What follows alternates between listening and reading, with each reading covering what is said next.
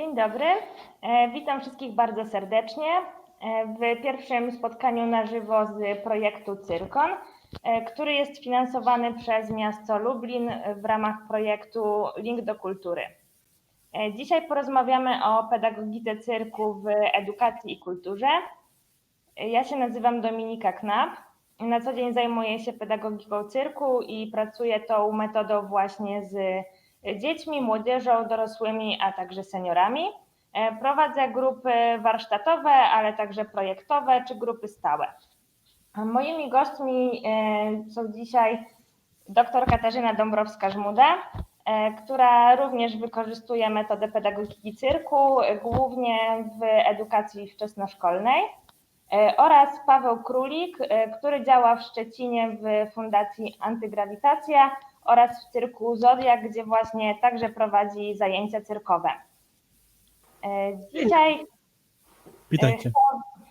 Dzisiaj chciałabym właśnie opowiedzieć o tym, czym ta pedagogika cyrku jest, ale właśnie w kontekście kultury, bo można kulturę bardzo różnie pojmować i także właśnie cyrk wykorzystywać w różnych aspektach, ale także w edukacji, jak to dokładnie wygląda, ponieważ pedagogikę cyrku możemy wykorzystywać w pedagogice kultury, w edukacji kulturalnej czy właśnie międzykulturowej, ale także w resocjalizacji czy integracji społecznej.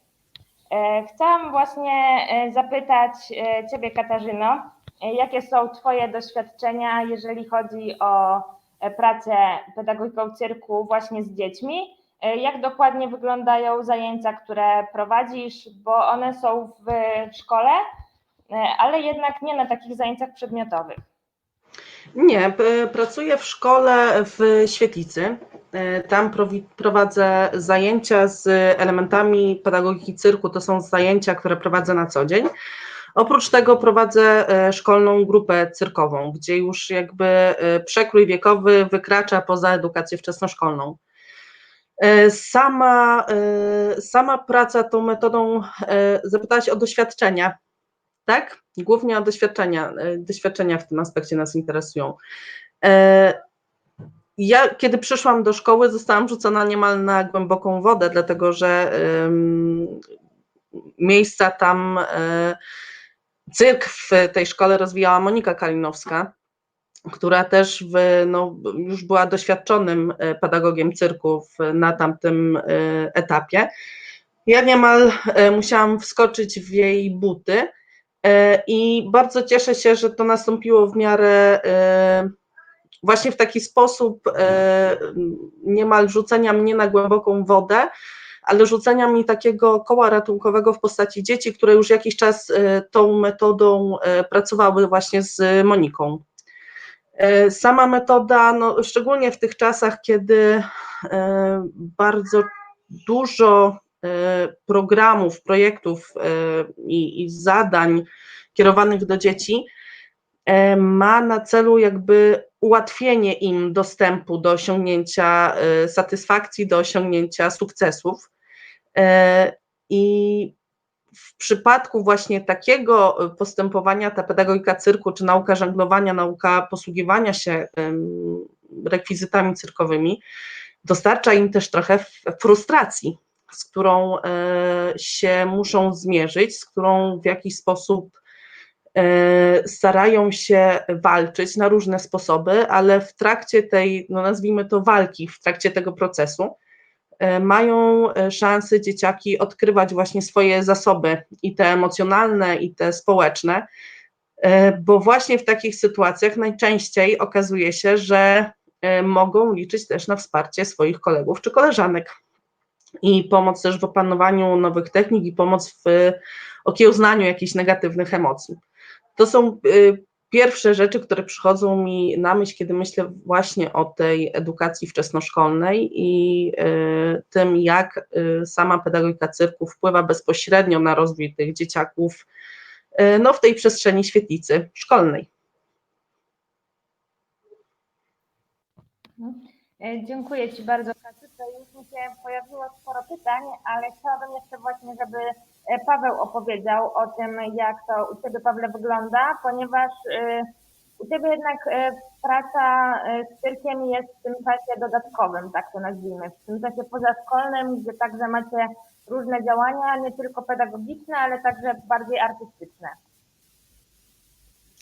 Tak, myślę, że tak. W tej chwili jest tak, że duża część naszej pracy to są zajęcia takie pozalekcyjne, czyli jakby tworzymy grupy, które popołudniami do nas przychodzą. One też mocno się sprofilowały na głównie akrobatykę powietrzną w ostatnim czasie. I myślę, że akurat w tym obszarze i w tych grupach trudno też jakoś mówić o takim mocnym aspekcie pedagogicznym albo o pracy wychowawczej, bo to są no, dosyć specyficzne zajęcia, mocno jednak bardziej idące w kierunku rekreacji i takiego rozwoju właśnie sportowego czy ruchowego, na tyle, na ile oczywiście można właśnie z dziećmi, które raz w tygodniu się z nami spotykają, pracować. A takiej pracy pedagogicznej najwięcej mamy w projektach, które robimy w wakacje albo projektach, które robimy w ferie. Wtedy organizujemy półkolonie i obozy wakacyjne i to są takie najbardziej intensywne działania, kiedy rzeczywiście ta praca przekłada się też na takie aspekty rozwojowo-wychowawcze, bo wtedy mamy bardzo intensywny czas, możemy w różny sposób i też nie tylko przez cyrk, ale też przez bycie z dzieciakami i przez jakąś pracę dookoła tego pracować z nimi. A Paweł, w Waszych grupach w jakim wieku są uczestnicy? No w tych grupach zajęć pozalekcyjnych, które teraz prowadzimy, mamy dzieci od w sumie 3-4 roku życia, no tak do 13-14 lat mniej więcej. To dosyć zróżnicowana grupa pod względem wieku. Tak, no i oczywiście jakby w zależności od wieku, one są gdzieś tam pogrupowane wiekowo, wiadomo, że nie w takim rozstrzale i też w zależności od wieku trochę inna jest ta metoda pracy, inny zakres, inna forma. W innych miejscach stawiamy nacisk na te rzeczy, które są ważne, na których się skupiamy, prawda? Mhm. A czy Wy, Paweł, macie jakąś swoją własną przestrzeń, z którą możecie korzystać? Szczególnie jeżeli chodzi o te rekwizyty z akrobatyki powietrznej, to korzystacie z jakiejś przestrzeni, rozumiem, takich dużych hal, gdzie macie po prostu warunki do podwieszeń? Do tego mamy takie przeciętne warunki, w tym znaczeniu, że jakby w zakresie pracy z dziećmi i takich warsztatów to są one ok, bo mamy tam lekko ponad 4 metry wysokości. To nie jest nasza przestrzeń, to jest miejsce, w którym się tak już dosyć mocno zadomowiliśmy i pracujemy tam od 6 lat chyba, albo 5. Na co dzień jakby to jest klub sportowy, taki klub fitnessowy, który zajmuje się też jakby, tam też jest siłownia w tym miejscu, są sale do tańca, do squasha i my w jednej z tych sal jakby już stworzyliśmy taką małą przestrzeń, która jest też pod nas przystosowana, przygotowaliśmy odpowiednie haki na suficie, na których możemy się bezpiecznie wieszać, jakkolwiek by to nie brzmiało, ale nie jest to nasze miejsce, jest to miejsce, które nadal jakby wynajmujemy na godzinę. Nie? A jak to właśnie, Katarzyna, wygląda u Ciebie w szkole? Bo wiadomo, że jesteś ograniczona właśnie jeżeli chodzi o po prostu przestrzeń, a także rekwizyty. Czy tutaj na przestrzeni lat to też się jakoś rozwinęło? Bo jednak szkoła numer 29 w Lublinie, szkoła podstawowa, no jednak jest znana z tego, że właśnie ten cyrk jest już tam dawno i dzieci mają te zajęcia cyrkowe. Myślę, że całe zaplecze związane z rekwizytami rozwijało się właśnie od momentu, kiedy Monika postanowiła pracować w szkole tą metodą. Ja jakby przychodząc do pracy te 7-6 lat temu, zastałam już pewną sytuację. Ją udało się rozwijać dzięki umiejętnościom rodziców, którzy na przykład potrafili ręcznie wykonać pewne rekwizyty. Była mama, która uszyła nam około 100 piłeczek i wypełniła, bo po prostu znalazła instrukcję DIY w internecie i nas nią obdarowała, bo jej córka też miała różne problemy, takie, z którymi łatwiej było jej sobie radzić po dołączeniu do grupy cyrkowej. W ramach jakiejś takiej wymiany podziękowania obdarowała nas nimi. Dużym też takim patronem samej grupy cyrkowej w szkole był Mirek Urban, który prowadząc sklep położony niedaleko szkoły i czasami był w stanie nam tutaj pewne rzeczy sprzedać po trochę niższych stawkach, czy niemal czasem wręcz obdarować nas tym sprzętem. W trakcie, kiedy grupy zaczęły funkcjonować coraz lepiej, pojawiały się też w tej przestrzeni kulturalnej miasta, na przykład podczas występów podczas warietę Fundacji Sztukmistrze, czy w jakichś takich osiedlowych imprez typu Dzień Sąsiada, też jakby poszerzała się możliwość wykorzystania budżetu szkolnego do rozwijania tego zaplecza rekwizytowego. Jeżeli chodzi o przestrzeń, no tutaj mamy bardzo różnie z tą przestrzenią. Kiedy tylko się da w sezonie tym jesienno-zimowym, może wczesnowiosennym nawet, korzystamy z sali gimnastycznej, kiedy jest ona wolna, w innych momentach jakby też wykorzystujemy korytarze czy puste sale, w zależności od tego jeszcze z kim ćwiczymy. Ja na co dzień mam swoją ograniczoną salę cyrkową, ograniczoną przestrzenią, ale bardzo do nauki żonglowania, do tych podstaw jest ona wystarczającą salą, wystarczającą przestrzenią. Problem się zaczyna pojawiać wtedy, kiedy dzieciaki już zaczynają rozwijać te swoje umiejętności i potrzebują dużo więcej miejsca. No, tak wygląda to w tym sezonie jesienno-zimowo-wczesnowiosennym. Ja jestem pod wrażeniem pana tłumacza, który moje słowotwórstwo tutaj jest w stanie wymigać pięknie. A w momencie, kiedy już nadchodzi późniejsza wiosna i lato, no jakby przyroda nam daje nieograniczony dostęp do przestrzeni. Wtedy też możemy skorzystać na przykład z taśm, z różnych ekwilibrystycznych ćwiczeń. W międzyczasie pojawił się komentarz od pani Pauliny Janickiej, że właśnie pedagogika cyrku jest bardzo ciekawym tematem na zajęcia świetlicowe i trochę próbowała tą metodę wykorzystać. Tylko nie ma kursów z podstaw pedagogiki cyrku, a wszystkiego nie da się nauczyć tak przez internet.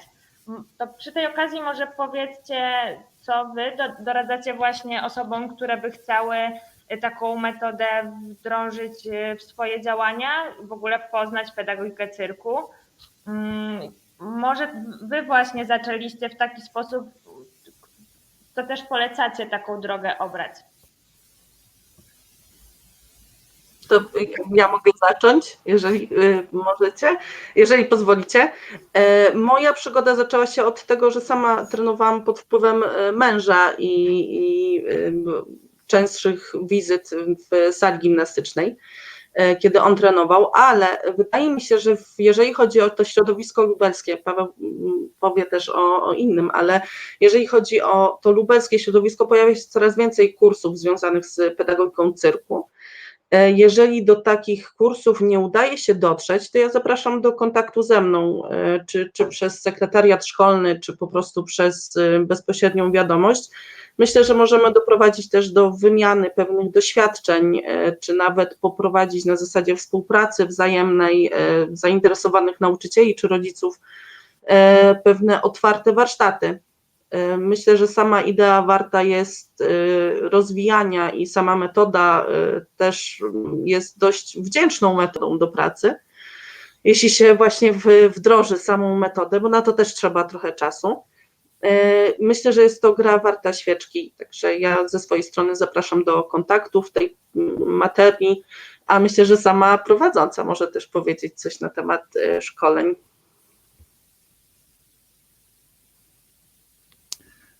Ja mogę powiedzieć tyle, że właśnie też te materiały, które teraz publikujemy z Fundacją Inside Out właśnie w ramach projektu miasta, mają na celu także przybliżenie tej metody i mam nadzieję, że dzięki temu więcej osób po prostu się dowie o pedagogice cyrku i będzie chciało ją wykorzystywać w swoich działaniach. Rzeczywiście jest problem kursów, bo nie ma stale organizowanych szkoleń takich w Polsce. Jednak 2 lata temu powstała Fundacja Sieć Pedagogiki Cyrku, w której również jestem razem z Pawłem. I właśnie ta organizacja ma na celu również prowadzenie szkoleń. W tamtym roku odbyło się takie szkolenie w Warszawie. No obecnie ze względu na sytuację po prostu w naszym kraju takie szkolenie stacjonarnie nie może się odbyć, ale mogę zapowiedzieć, że są plany, żeby były takie też działania online, dzięki którym będzie można się po prostu dowiedzieć więcej. Ja sama uczyłam się głównie poprzez praktykę, bo jestem właśnie z Lublina i tutaj w Fundacji Sztuk Mistrza bardzo dużo się nauczyłam. Też również dzięki Katarzynie i innym osobom, z którymi po prostu prowadziłam zajęcia i uczyłam się moim zdaniem w ten najlepszy sposób, czyli po prostu poprzez działanie. W internecie można także znaleźć dużo materiałów. Ja zachęcam także do publikacji naukowych. Jest między innymi ciekawa książka Cyrk w świecie widowisk, która jest bezpłatnie dostępna w internecie w formie PDF-u na stronie Warsztatów Kultury w Lublinie. I tam również jest właśnie zagadnienie pedagogiki cyrku poruszane. Jest również artykuł Katarzyny, więc zachęcam, żeby również tam zerknąć. Paweł, a powiedz, jak właśnie u Ciebie wyglądała ta edukacja, jak w ogóle poznałeś pedagogikę cyrku, bo jednak nie jest to właśnie popularna metoda w Polsce. No właśnie to jest chyba tak, że jest coraz bardziej popularna, na szczęście. I ja mam tak, że pamiętam, ja poznałem pedagogikę cyrku w ten sposób, że byłem na projekcie wolontariatu europejskiego w Berlinie, w cyrku takim dziecięco-młodzieżowym Kabuwacji. To jest jeden z największych chyba takich cyrków dziecięcych, młodzieżowych w Europie. No i tam jakby najwięcej się nauczyłem, najwięcej zobaczyłem, najwięcej poznałem w praktyce, ucząc też dzieci. Miałem to szczęście, że pojechałem, specjalnie wybrałem Berlin, specjalnie wybrałem Niemcy, więc pojechałem jakby też z jakimś już startem językowym i dosyć szybko mogłem dużo z tego czerpać i dużo z tego wziąć dla siebie. No i wtedy sobie też powiedziałem, że po prostu wrócę do Szczecina i będę robił to samo. I tak, wtedy rzeczywiście było tak, że jak szukałem czegokolwiek o cyrku w Polsce, to tego praktycznie nie było. Nie były pojedyncze jakieś takie wydarzenia, chociaż jak się potem zaczęło w to wdrażać i wgryzać, to się okazało, że już wtedy tak naprawdę takich działań pedagogiki cyrku całkiem sporo było w Polsce. Dużo było ośrodków, szczególnie ośrodek w Brodnicy, i tam Ewa Dębek, która jedną była z prekursorów tego działania. Oni już wtedy tworzyli kursy pedagogiki cyrku, a to jest kwestia tam, nie wiem, to jest 15 lat temu chyba, 13 lat temu, to ten czas, o których mówię. I wtedy już było tak, że do Brodnicy na festiwal młodzieżowy, gdzie dziecięcych grup cyrkowych przyjeżdżało kilkanaście grup cyrkowych z okolicy, czyli tam w tym obszarze już wtedy kilkanaście albo więcej ośrodków prowadziło jakieś działania z pedagogiki cyrku. Ja myślę, że to jest tak, że no teraz są te kursy, jest ich coraz więcej, są trochę nieskoordynowane, trochę takie, że każdy, kto już to robi i chce się podzielić, albo dużo osób chce się tym dzielić, więc tworzy jakieś swoje pomysły. Rzeczywiście, tak jak ty, Dominika, wspomniała, od 2 lat udało się nam założyć fundację Sieć Pedagogiki Cyrku. Naszym celem między innymi jest spróbować jakoś te działania trochę skoordynować, może w jakiś sposób scentralizować i też nadać im jakąś taką formę bardziej, czy jakby bardziej sformalizować to wydarzenie, żeby też kursy miały taką wartość trochę większą niż jakiś tam kurs zrobiony gdzieś w Polsce, ale rzeczywiście ich jeszcze trochę brakuje, chociaż są. Warto śledzić profil pedagogiki cyrku, sieci pedagogiki cyrku, bo na pewno się informacje będą pojawiały. Ja sam osobiście mam w Szczecinie osobę, która ze mną współpracuje od lat już i razem ze mną prowadzi zajęcia, a co jest bardzo fajne w tym, i zaczynała ze mną, znaczy ja ją uczyłem, jak miała lat 13 i była w pierwszej grupie, którą stworzyłem, a teraz już ma lat 20 parę, jest trenerem razem ze mną w naszym cyrku i ona jest po kursie organizowanym przez Fundację Miasto Projekt 2 lata temu i uważam, że to był bardzo fajny kurs i dużo jej dał i widać po tym, że dużo z niego wyniosła, a jednocześnie też myślę sobie, że to jest trochę tak z tą pracą metodami cyrkowymi, że z jednej strony chcemy i potrzebujemy rekwizytów, one są dla nas jakimś, jakby brak ich jest jakimś ograniczeniem, albo czujemy, że to nam przeszkadza, bo nie do końca możemy się rozwinąć. Trochę jest tak, jak o tej przestrzeni mówimy, że ona jest potrzebna, że chcemy, żeby było wysoko, bo musimy czymś rzucać i tak jest na pewno, ale jednocześnie myślę sobie, że też cyrk jako forma pracy dla dzieciaków niekoniecznie musi jednoznacznie wiązać się z nauką technik i z opanowywaniem rekwizytów. Jakby to jest taka rzecz oczywista i ważna i trudno jakby zupełnie bez tego, ale można też dużo wyciągnąć i dać z takiej cyrkowej pracy, nie skupiając się bardzo na tym, w sensie, że jakby można to trochę obchodzić, bo są też takie rzeczy w cyrku, które są cyrkowe i też dużo dają w pracy, a jednocześnie można je robić bez niczego, praktycznie bez niczego, bo chociażby elementy klaunady nie wymagają ani żadnej przestrzeni, ani żadnych specjalnych rekwizytów, czy akrobatyka też tak naprawdę poza jakimś bezpieczeństwem i materacami albo trawą pozwala już pewne rzeczy budować, a jednocześnie te takie wychowawczo-pedagogiczne aspekty pracy dla dzieciaków naprawdę wyciągnąć. Nie? No myślę, że teraz wyszło nam tutaj sporo problemów, z którymi się pedagogika cyrku w Polsce spotyka, czyli właśnie trochę brak tej struktury, że nie ma tej formalizacji, jeżeli chodzi o szkolenia, bo tak naprawdę nie ma w Polsce zawodu pedagoga cyrku. Możemy tak siebie nazywać, dlatego że właśnie pracujemy tą metodą, czy prowadzimy warsztaty cyrkowe, ale tak naprawdę z wykształcenia nikt nie jest pedagogiem cyrku w Polsce, prawda? Tutaj też się w komentarzach właśnie pojawiło pytanie, jeżeli chodzi o rekwizyty, że to też może być ograniczenie, bo jednak takie rekwizyty są dużym wydatkiem czasem dla placówki. Czy macie może jakieś propozycje, co właśnie można zrobić, jeżeli ktoś by chciał zacząć pracować tą metodą pedagogiki cyrku i wprowadzić ją w jakieś swoje działania? Tak jak ty, Katarzyna, powiedziałaś też, że można zaangażować rodziców, tak? Że na przykład możemy te piłeczki zrobić sami, nie musimy od razu kupować. Tak, no w naszym przypadku, w przypadku mojej szkoły, tutaj rodzice byli bardzo dużą pomocą do rozwinięcia samego zaplecza, dlatego że niektóre sprzęty w ogóle ufundowała Rada Rodziców, która widząc pewne szanse w samych tych działaniach cyrkowych, jakby wspomagała naszą pracę czy wychowawczą, pedagogiczną właśnie tego rodzaju prezentami. Myślę, że warto też szukać różnego rodzaju działań projektowych, z których można by było sfinansować zakup takiego sprzętu. No, dochodzą jeszcze te kwestie sprzętu wykonywanego samodzielnie. Myślę, że tutaj zarówno chusteczki, jak i piłeczki, jakby sprzęt na rozruch, to są sprzęty, które da się wykonać samodzielnie. Kwestia hula hoopów też nie jest bardzo wykraczająca poza taki zwykły budżet szkolny.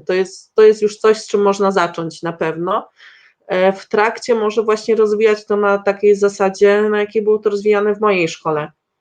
Na pewno w kwestii edukacji tutaj nie spada na takie działania deszcz monet z danych a priori po prostu z góry. Trzeba gdzieś tam zawalczyć, ale myślę, że jest jeszcze przestrzeń do tego, żeby gdzieś naciągnąć te budżety, czy w jakiś sposób znaleźć finansowanie dla tego sprzętu.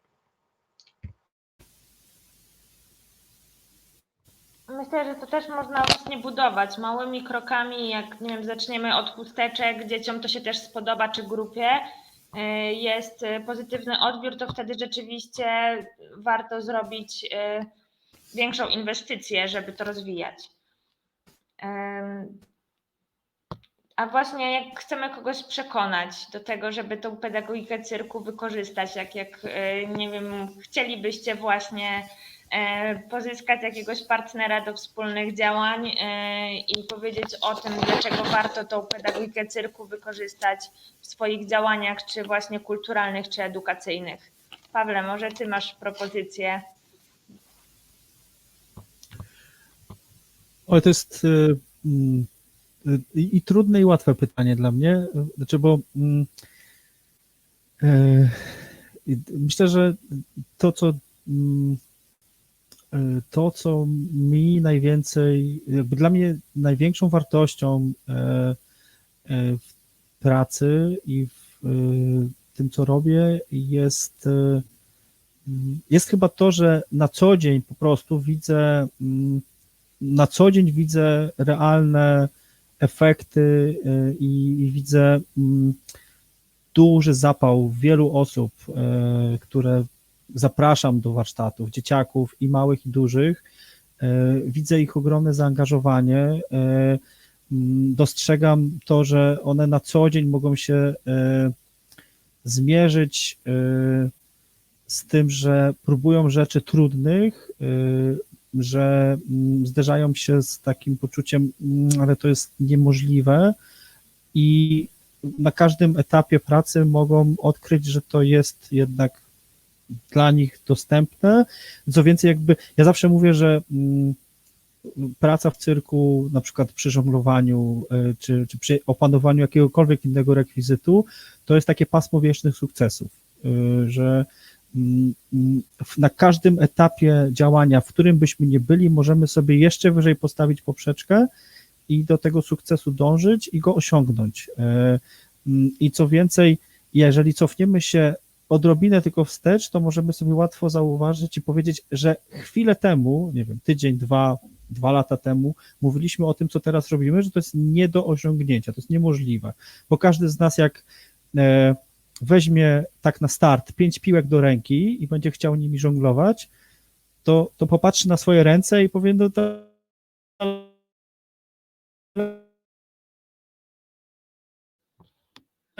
Paweł, coś zaczęło zacinać, nie słyszymy cię dobrze. Jakieś problemy techniczne? teraz jakby Paweł, nie słyszymy cię dobrze, zacina.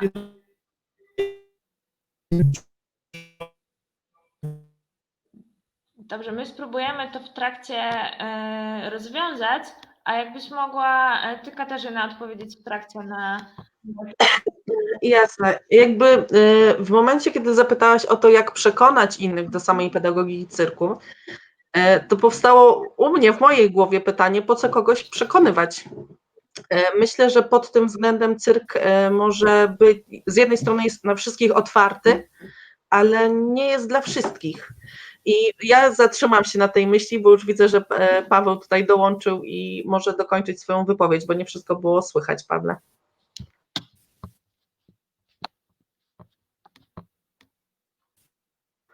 Jesteśmy? Nie wiem, czy Paweł nas słyszy. Okej, dobra, to ja kontynuuję jakby. O.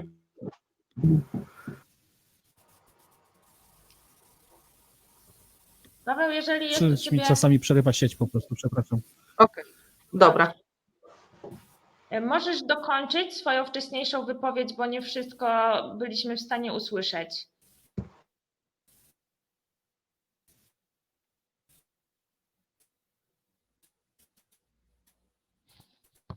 Dobrze, u Pawła dalej jest problem chyba z połączeniem. Możliwe, że to kwestia pogody.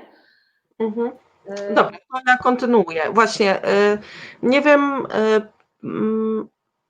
ja nie widzę do końca potrzeby przekonywania innych, dlatego że jakby cyrk jest w stanie obronić się sam. pracując z dziećmi, widać ich zaangażowanie, nie wszystkich oczywiście, bo jakby dzieci też mają swoje predyspozycje, swoje preferencje, więc może nie wszystkie tak bardzo chętnie wkraczają w sam świat cyrku, ale widząc też swoje wzajemne zaangażowanie, widząc różnego rodzaju plusy, jakie wynikają z czy nauki posługiwania się tymi sprzętami, jak chociażby sama kwestia tego, że ja potrafię coś, czego jeszcze ktoś inny nie potrafi. To jest w pracy z dziećmi, to też jest pewnego rodzaju motywacja do tego, żeby sięgnąć po same rekwizyty. Rozmawiając z rodzicami dzieci, na przykład, które dołączyły do grupy cyrkowej, spełniły pewnego rodzaju kryteria i dołączyły do grupy, zaczęły budować tę grupę cyrkową. Wynikało, że nieraz sama okazja do występu w grupie na przykład była niesamowitą szansą na przełamywanie własnej niepewności, własnego wycofania się. Właśnie sama kwestia tego bycia w grupie.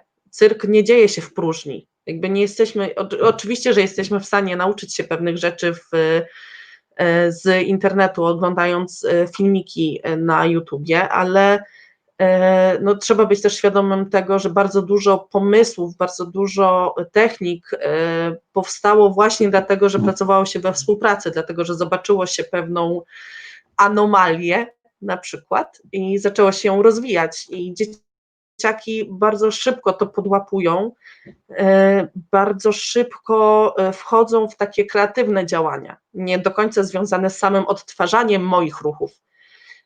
I tu jeszcze kolejna ciekawa rzecz jest taka, że nie wiem zresztą jak twoje doświadczenia, ale moje są takie, że te dzieci są w stanie szybciej nauczyć się różnych technik i posługiwania się różnymi rekwizytami od siebie nawzajem niż ode mnie. One jakby, no już jakby na innych falach pracują, innym rodzajem komunikacji się posługują i wiem, że coś, mimo już kilku ładnych lat doświadczeń związanych z pracą warsztatową, coś, co mnie wydawałoby się bardzo jasne i coś, co tłumaczę w bardzo precyzyjny, w bardzo taki konkretny sposób, nie przemawia do nich jak jakieś szturchnięcie w ramię i powiedzenie, nie rób tego tak, tylko zrób to tak i jak to się odbije od tego, to zobaczysz, że może że wtedy ci wyjdzie. Chociażby sam pomysł tego, żeby żonglować przy ścianie, na który ja nie wpadłam, a dzieciaki sobie to, i widzę, że sam pomysł rozwija się z klasy na klasę niemal. I już w tym momencie dzieci, które uczestniczyły ze sobą razem w zajęciach cyrkowych, które pochodzą z różnych klas i są w różnym wieku, same sprzedają sobie pewne sposoby na nauczenie się pewnych rzeczy. To jest niesamowite, jak płynnie zachodzą procesy komunikacyjne wtedy w grupie, jak dużo emocji w sobie odkrywają dzieci, które, tak jak wcześniej już mówiłam, walczą z tą frustracją, z bardzo nieprzyjemnym doznaniem, jakby całym pakunkiem negatywnych emocji związanych z tym, że nie udaje im się czegoś opanować i jakby później satysfakcja wynikająca z opanowania danej umiejętności jest współmierna, o ile nawet nie wyższa niż te stany frustracji, których dziecko doświadczało. To jest niesamowite obserwować te zmiany. Myślę, że widzą to zarówno inni nauczyciele, jak i rodzice, już nie wspominając o samych dzieciach, które w momencie, kiedy zaczynają wkraczać w ten świat, raczej to nie jest raczej tak, że one same rezygnują, tylko raczej już intensyfikują te doznania cyrkowe. To właśnie o tym powiedziałaś, Katarzyna, że na takich zajęciach cyrkowych jest bardzo dużo procesów i tych grupowych, i tych właśnie w jednostce, które można obserwować. I ja sama czasem bardzo lubię właśnie wycofać się trochę z pracy i być bardziej w roli obserwatora, jak czasem właśnie jakaś osoba trochę przejmie tą rolę dowodzącą i właśnie stawia się trochę w roli nauczyciela, bo na przykład szybciej załapała jakąś umiejętność, jakiś konkretny trik i chce się tą wiedzą podzielić. Właśnie proponuje to, co u niej zadziałało i chce nauczyć tego po prostu resztę grupy. Więc to też jest bardzo wnoszące moim zdaniem. Tak, a jeszcze co ja zauważam pewną różnicę, jak pozwoli sobie prowadzący na wycofanie się, wtedy można obserwować, bo jeżeli dziecko nauczy się jakiegoś triku, to ono przychodzi się pochwalić mnie. W momencie, kiedy ja mam przyjmuję dominującą rolę osoby prowadzącej, ale kiedy pozwoli im się na budowanie tej grupowych pewnych zależności i budowania samej grupy, wtedy oni dzielą się radością z opanowania pewnej techniki, z opanowania nauki, posługiwania się danym rekwizytem. To jest bardzo duża różnica dla mnie w odbiorze. Właśnie to, kiedy przychodzą do mnie i mnie się chwalą, ale z innymi potrafią się tym dzielić. Dzielić się tak samo radością z opanowania danej umiejętności, jak i samą umiejętnością, tak? Tym procesem, w jaki sposób do tego doszły. To jest niesamowite. No właśnie ta kwestia pokazywania swoich umiejętności dla mnie jest czasem trochę kwestią sporną, bo ja osobiście nie lubię robić prezentacji z grupą, jeżeli to jest coś narzuconego, jeżeli to wynika właśnie od uczestników, to jak najbardziej, wtedy też inaczej praca nad pokazem wygląda. A jakie są właśnie Wasze doświadczenia? Bo wiem, Pawle, że Wy też prowadzicie właśnie w Fundacji i w Cyrku Zodiak działania artystyczne. Czy młodzież w nich również bierze udział? Jak wygląda ich zaangażowanie? Ja trochę mam tak, że bardzo, bardzo łączę i widzę dużą wartość z też takiego elementu, że elementem cyrku i nauki cyrku jest też prezentacja. I to widzę, że to daje dzieciakom bardzo dużo radości i satysfakcji. My mamy tak, że kiedy realizujemy na przykład program półkolonii, czyli mamy grupę zazwyczaj około 20 do 30 dzieciaków, która przychodzi do nas na 5 dni, to zazwyczaj chcemy zakończyć taki występ, czy taką półkolonię występem i owszem, staramy się jakby dowiedzieć od dzieciaków, czy one chcą i jakby też w tym występie biorą udział wszyscy ci, którzy chcą, ci, którzy nie chcą, nie muszą i prawdę powiedziawszy praktyka czy doświadczenie pokazuje, że to jest 100%, że jakby zawsze chcą i zawsze się angażują w ten występ. I praca nad tym też daje im dużo satysfakcji, dużo radości i też ich jakoś motywuje w pewien sposób, a też jakby dla mnie stawianie, i oczywiście jakby nikt od nich nie oczekuje wysokiego poziomu artystycznego albo ogromnych umiejętności, zresztą nie na tym opieramy też te pokazy czy te występy po 5 dniach pracy, zupełnie jakby na czymś innym się one budują, ale ja czuję, że to jest też taki bardzo istotny element, z którego dużo oni mogą sobie wyciągnąć i my dużo dostajemy od nich, bo to jest taka kumulacja jakiejś intensywnej pracy, która bardzo się intensyfikuje w ten ostatni dzień i przy tym pokazie i tam jest dużo radości, dużo emocji, dużo napięcia i zderzenie się, spotkanie się z tymi emocjami, z tym wszystkim jest dla dzieciaków bardzo budujące i bardzo wartościowe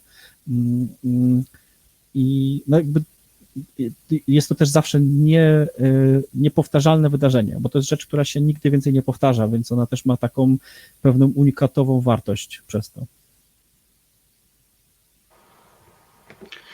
No, ja mam tutaj lekko chyba odmienne zdanie. Mówię lekko, dlatego że kwestia prezentacji, owszem, jak najbardziej, ale tylko przy zachowaniu tej reguły dobrowolności. Jakby pedagogika cyrku jest u nas wciąż, nie jest osobną dziedziną. jest rozpatrywana jako element pedagogiki zabawy, a tam jedną z tych głównych zasad związanych z prowadzeniem zajęć tego typu jest zasada dobrowolności. Myślę, że wszyscy znamy takie osoby, które trenują, ale nie są zainteresowane pokazywaniem swoich umiejętności.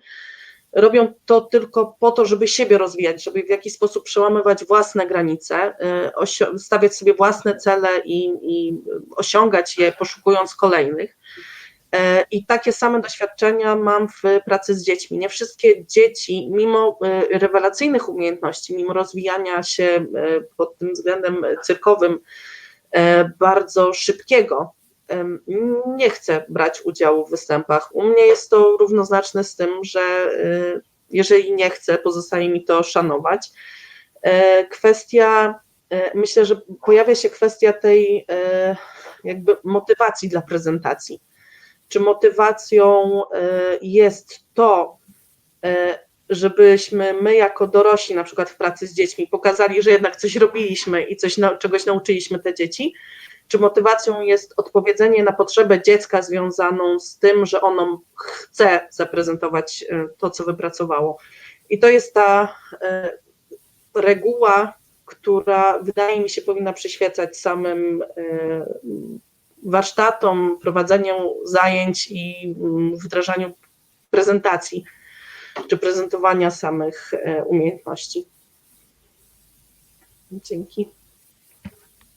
No, mi osobiście właśnie bliższe jest to podejście Katarzyny do występów, ale też można dzieci zaangażować w tą prezentację w inny sposób, tak? Mogą nie występować stricte z grupą czy indywidualnie, ale pomóc przy samej organizacji pokazu, nie wiem, być odpowiedzialne za muzykę na przykład, albo pomóc w tworzeniu dekoracji. To też jest taki element zaangażowania w ten proces, który może być bardzo istotny, a jednak dalej jest się z grupą, tak? Nie jest się odsuniętym od tego wszystkiego. Chciałabym jeszcze właśnie pociągnąć temat, ile jest tej pedagogiki w pedagogice cyrku, bo jednak dużo skupiliśmy się na samej nauce umiejętności, a te rekwizyty nie są właśnie zawsze tak ważne. Tutaj też się pojawiło to, jak istotna jest zabawa i kwestia tego procesu w ogóle uczenia się, tego systemu małych kroków. Ale co jeszcze jest właśnie istotne pod takim kątem edukacji i pedagogiki?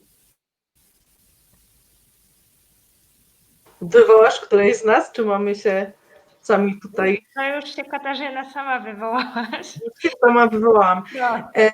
Wiesz co, wydaje mi się, że jakby wracając do tematu samych warsztatów, kursów z zakresu pedagogiki cyrku, z tego, co ja miałam okazję w niektórych partycypować, czy też po prostu przejrzeć program szkoleń, myślę, że o pewnej wartości samego kursu czy szkolenia świadczy też przestrzeń oddana samej pedagogice, bo uczenie umiejętności cyrkowych samych w sobie nie jest już pedagogiką cyrku. Pedagogika jednak sięga do tych procesów grupowych, do tego rozwoju osobowego w trakcie wdrażania jakby działań cyrkowych. Mówi o tym zwiększaniu kompetencji poznawczych i komunikacyjnych, i społecznych, emocjonalnych. Porusza bardzo duży zakres tych wszystkich rzeczy, które zachodzą w dziecku, w młodzieży czy osobach dorosłych w zetknięciu się z cyrkiem, z prowadzącym, z grupą, z umiejętnościami. I często wydaje mi się, że właśnie brakuje tej pedagogiki w pedagogice cyrku, a jest to nierozerwalny element nauczania tego, czy sam prowadzący jest kompetentny pod względem regulowania emocji, odpowiadania na potrzeby dziecka, na jego zniechęcenie, na to, jak funkcjonuje w grupie, na to, co się dzieje w samej grupie, na milion innych zagadnień, które pojawiają się w samym procesie. I często ta pedagogika jest traktowana po macoszemu, moim zdaniem, z racji też swojego wykształcenia kierunkowego i moich zainteresowań, bardzo niesłusznie.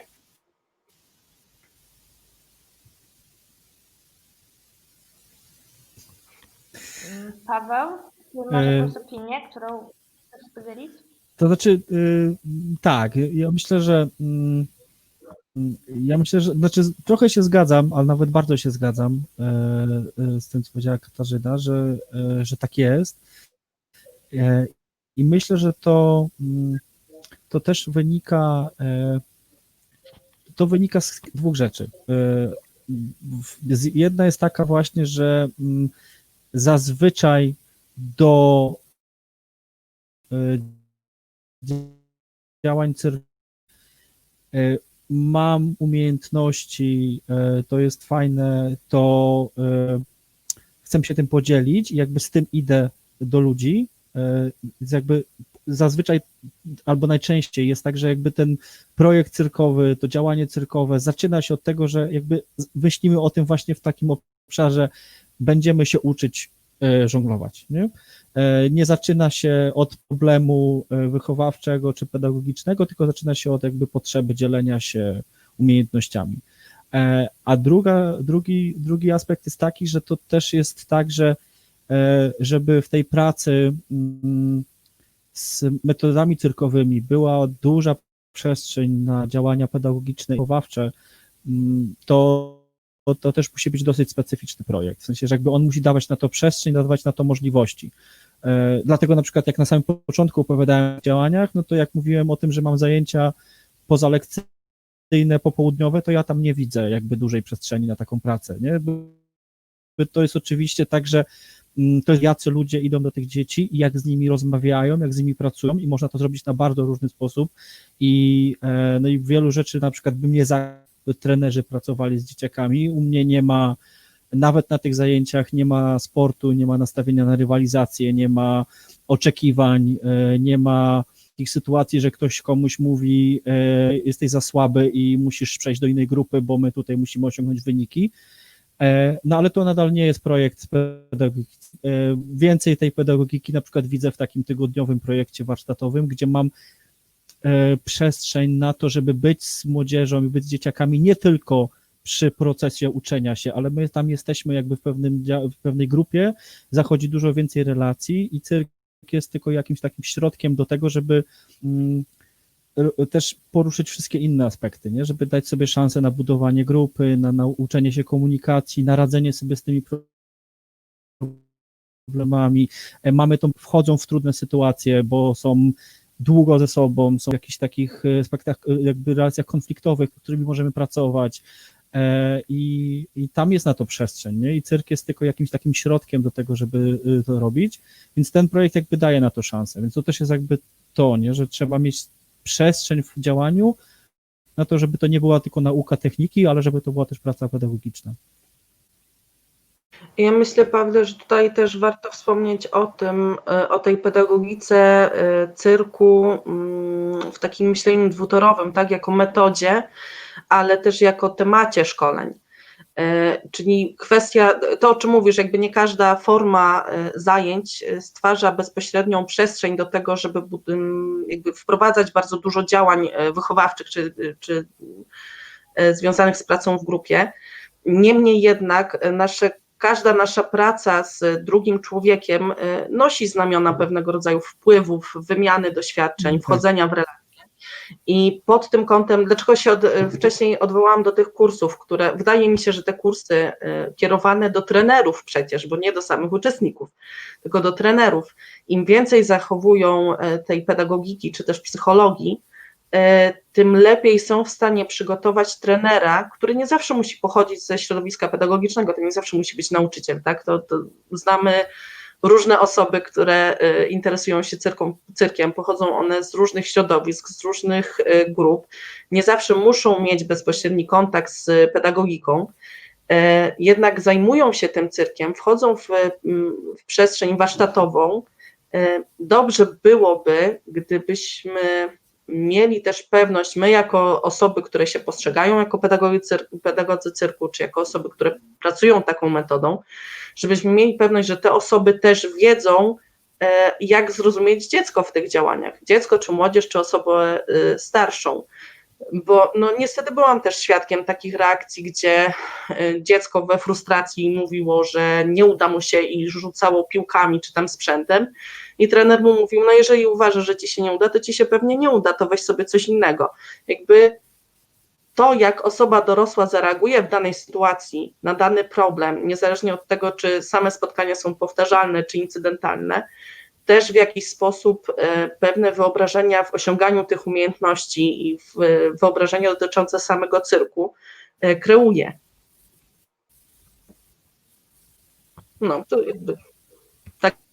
No, tutaj właśnie też może być różnica z No tym, tak. jak się nazywamy, tak? Czy uważamy się za trenera cyrkowego i stawiamy na to, że uczymy jakichś konkretnych umiejętności, albo jesteśmy nastawieni, nie wiem, na jakąś prezentację, czy nawet konkurs, jakiś przegląd artystyczny, czy jesteśmy jednak bardziej nastawieni na te procesy grupowe i jednak jest to jakaś wydłużona praca. Bo tak jak powiedział Paweł, no, na jednych warsztatach za dużo nie jesteśmy w stanie zdziałać. Możemy pokazać trochę, czym ten cyrk... Moja teza jest taka, że jednak można pokazać kwestię opanowania tego, w jaki sposób działa dziecko, w jaki sposób ono operuje, nawet w tych incydentalnych, jednorazowych warsztatach może świadczyć o zrozumieniu samego problemu przez trenera. Dlatego można myśleć o tej takiej pracy ciągłej, w której jakby no jest większe pole to pedagogiczne, tak, do rozwinięcia, ale nie można zapominać o tym, że jednak no, praca z dzieckiem to praca z dzieckiem i wymagałaby ona pewnej znajomości, chociaż próby zrozumienia samej specyfiki pracy, która wiąże się z takim jej podmiotem, a nie innym. No, wykształcenie czy jakakolwiek wiedza pedagogiczna na pewno może pomóc w pracy czy z dziećmi, czy w ogóle z drugim człowiekiem, żeby po prostu być bardziej empatycznym i wiedzieć, jak pewne procesy też zachodzą i jak się coś dzieje, jak można też informacje na przykład przekazać, tak, w odpowiedni sposób, odpowiednio też do stylu uczenia się danej osoby. To też jest istotne i właśnie na tych jednych zajęciach może już to być widoczne. Pawle, chciałeś coś chyba dodać w trakcie? Tak, znaczy ja chciałem tylko powiedzieć, że ja się jakby zgadzam z tym w pełni. Inaczej wyraziłem myśl, ale oczywiście jest tak, że jakby niezależnie od... Ja trochę miałem chyba inną myśl chciałem przekazać. Absolutnie jest tak, że niezależnie od tego, czy mamy grupę, z którą pracujemy przez 5 lat, czy mamy jedno spotkanie z dziećmi gdzieś na jakimś festynie, to spotkanie jest spotkaniem z dziećmi i to jakby wszędzie tam możemy przekazać pewne wartości i dać impulsy do tego, żeby cyrk rozwijał jak najbardziej, nie? To jest oczywiste. Bardziej chyba mi chodziło o to, że rzeczywiście zgadzam się z tym i trochę jest tak, że jakby dużo jest działań cyrkowych, które wynikają z chęci, jakby z tego, że poznaliśmy te metody i wiemy, że one dla nas są intensywne i one nas mocno rozwijają, chcemy się nimi dzielić, ale rzeczywiście jakby brakuje w tym tego, że jakby to jest po prostu dzielenie się umiejętnościami, nie? Że jakby brakuje tego backgroundu, tego kontekstu takiego metodyczno-pedagogicznego, bo po prostu wiele osób, które zajmuje się pedagogiką cyrku, to nie są pedagodzy, nie? Albo tylko to są pasjonaci cyrku, którzy chcą się tym dzielić, nie? I jakby... Ciekawe bardzo, że jednak... To też jest bardzo ciekawe, że jednak to nie są same osoby, które jakby mogłyby być ukierunkowane na samorozwój, tylko w tej dziedzinie cyrkowej jest wciąż bardzo dużo osób, które często nie mają w ogóle nic wspólnego z nauczaniem, z jakimś samorozwojem. I mówię o tym w bardzo pozytywny sposób, że spotykając na różnego rodzaju konwencjach, festiwalach, spotyka się ludzi, którzy są astrofizykami, lekarzami, byli prawnikami i nagle okazało się, że w tym cyrku odnaleźli zupełnie inną jakość, zupełnie inną realizacja czy odpowiedź na swoje potrzeby i właśnie z tej potrzeby dzielenia się tym odkryciem wchodzą na drogę trenerską czy warsztatową, edukacyjną. To jest też niesamowite w samym cyrku. Tak, ja też mam właśnie podobne odczucie, jak czasem widzę, jak to cyrk łączy. Właśnie, że osoby też z różnych dziedzin gdzieś się tutaj spotykają i chcą przekazywać tą wiedzę dalej, jakby tą swoją pasję. To też jest bardzo wzmacniające. Jeżeli ktoś z naszych widzów ma pytania, to proszę pisać w komentarzach, bo niedługo będziemy kończyć nasze spotkanie, więc jak najbardziej jeszcze jest na to chwila.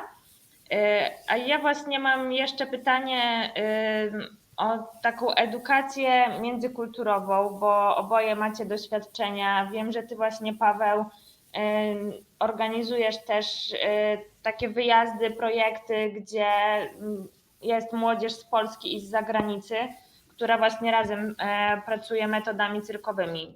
Jak to wygląda właśnie na takich działaniach, gdzie te osoby się wcześniej nie znają, a łączy je pasja?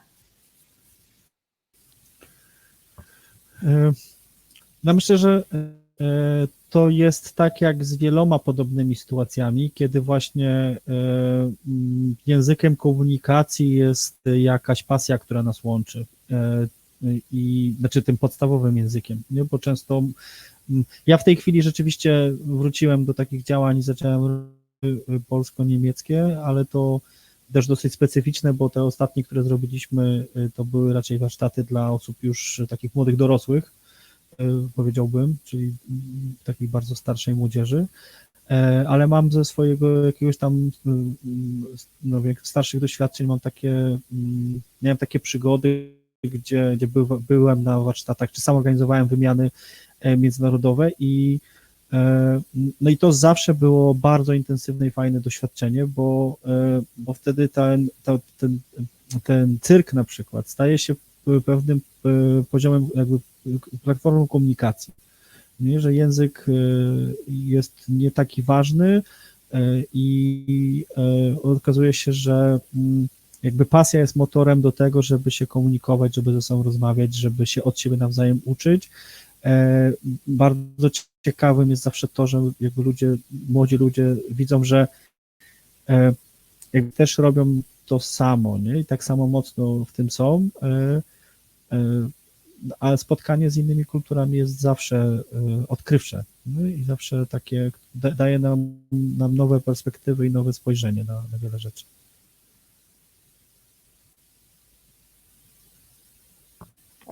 Katarzyna. Zgadzam się i to bardzo. I uważam, że cyrk właśnie daje niesamowitą przestrzeń do tego, żeby dzielić i łączyć, właściwie łączyć zamiast dzielić, tak?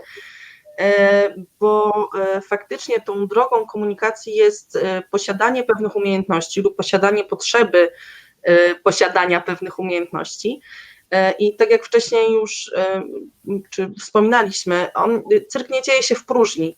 Cyrk zawsze dzieje się wspólnie z innymi ludźmi. W ten sposób się rozwija poprzez popełnianie błędów, poprzez odkrywanie szansy w tych błędach, poprzez komunikację, poprzez wspólną naukę, poprzez wspólne bycie. I tą drogą komunikacji jest właśnie cyrk. Nie jest ważne, kto skąd pochodzi, są w pewnym momencie ważne po prostu jego umiejętności, czy też droga, jaką ktoś podejmuje, by tymi umiejętnościami się dzielić.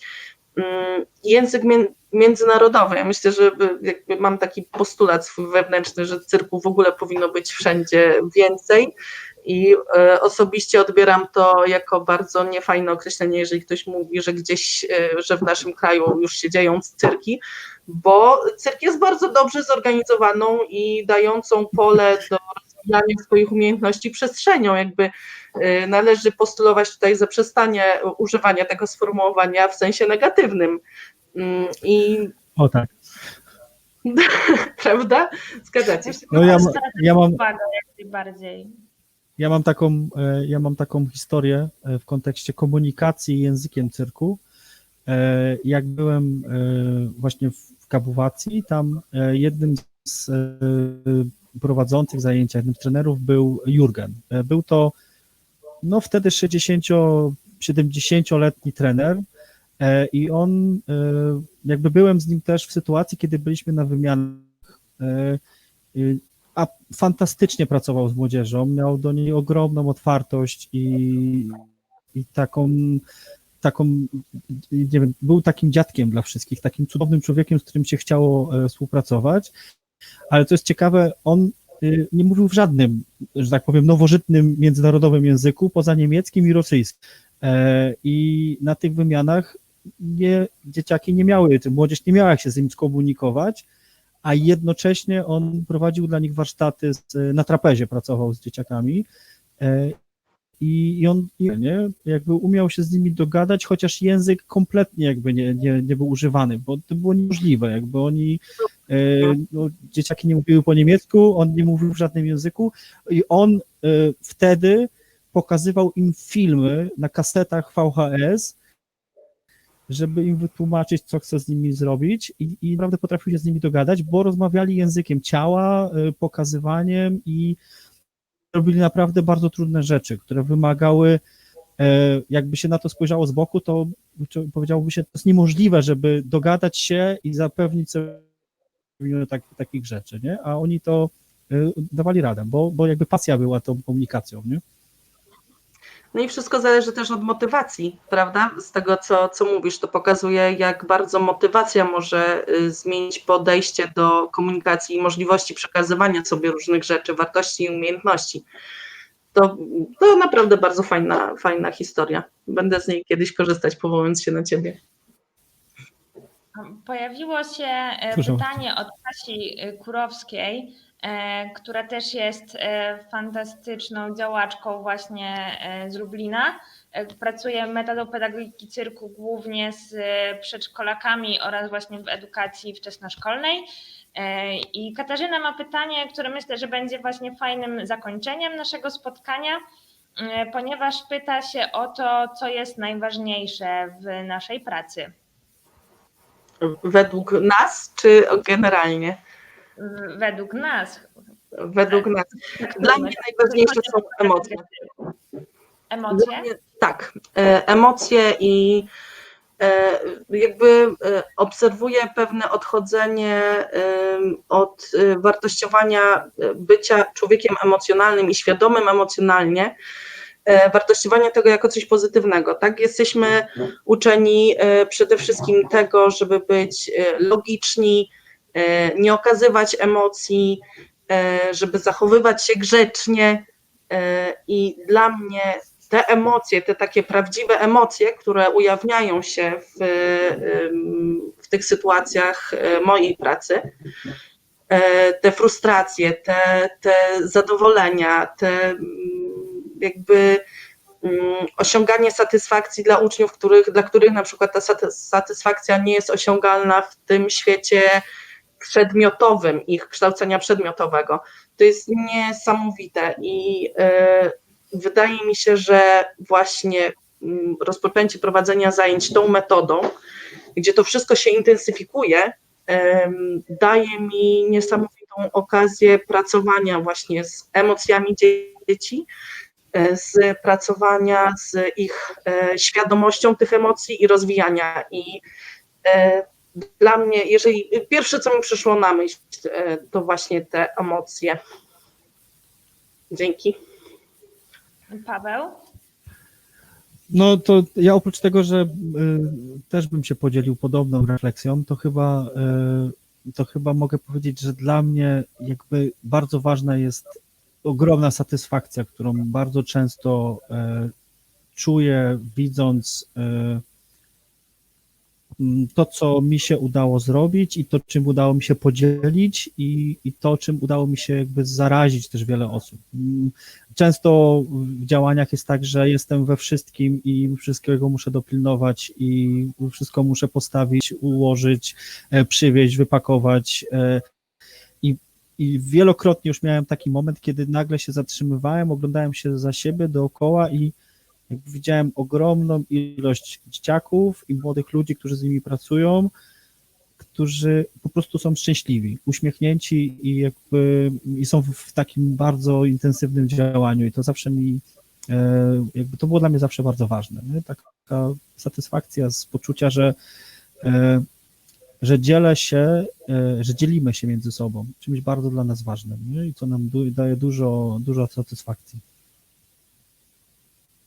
No, dla mnie To jest osobiście to. bardzo istotne jest to, że cyrk jest dla wszystkich, co można właśnie dwojako rozumieć, bo z jednej strony cyrk nie ma dla mnie barier, to znaczy takie zajęcia możemy prowadzić i dla dzieci, już takich maluszków, ale też dla dorosłych seniorów czy osób z niepełnosprawnościami, bo tak naprawdę to są metody pracy, które naprawdę można wykorzystać w bardzo różny sposób, ale także dla wszystkich pod takim kątem potrzeb, tak? Jakby mamy różne potrzeby i oczekiwania, jeżeli chodzi o takie zajęcia, to też to, o czym też mówiliśmy, że w różny sposób się uczymy, a właśnie metody cyrkowe są dla każdego. Jakby tutaj można się nauczyć na różny sposób nabyć te umiejętności. Moim zdaniem to jest bardzo duża wartość takich zajęć. Dobrze, ja Wam wszystkim bardzo dziękuję. Myślę, że spotkanie naprawdę obfitowało w wiele tutaj poglądów, bo nie zawsze się zgadzaliśmy, ale to też jest bardzo interesujące. Przypomnę, że moimi gośćmi była dzisiaj dr Katarzyna Dąbrowska-Żmuda oraz Paweł Królik. Bardzo się cieszę, że wydarzenie było również tłumaczone na polski język migowy przez Michała Drzeweka, za co też bardzo dziękuję. A wydarzenie było realizowane dzięki wsparciu miasta Lublin w ramach projektu Link do Kultury. Zapraszam także na kolejne wydarzenia. Jeżeli by się pojawiły jeszcze jakieś pytania, to śmiało można pisać w komentarzach. Będziemy starali się na bieżąco odpisywać i życzymy miłego wieczoru. Dobranoc właściwie już teraz, tak? Dobrego wieczoru. Dzięki wielkie. Fajnie było. Dziękuję.